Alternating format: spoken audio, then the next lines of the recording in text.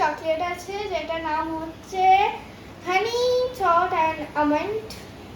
এটা দেখে নাও, এইটা হচ্ছে মেড ইন নিউজিল্যান্ড।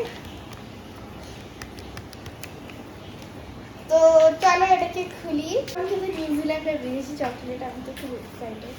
চলো খেয়ে টেস্ট করে দেখি। এটা বাবার বন্ধু এনেছে, এটাকে আগে আনবক্সিং করি। আমি তো খুবই এক্সাইটেড, আমি সব কিছুতে খুব এক্সাইটেড থাকি যখনই কিছু নতুন কিছু দেখি।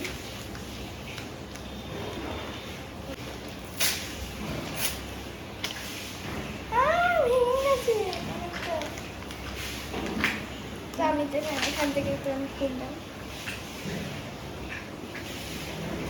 চলো এটাকে এবার ট্রাই করি।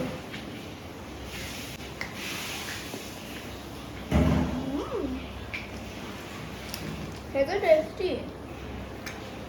দেখো এখানে আমন্ড আছে, খুব সুন্দর খেতে চকলেটটা। নিউজিল্যান্ডের চকলেট খেতে ভালো হবে না? সেটা কি হয়?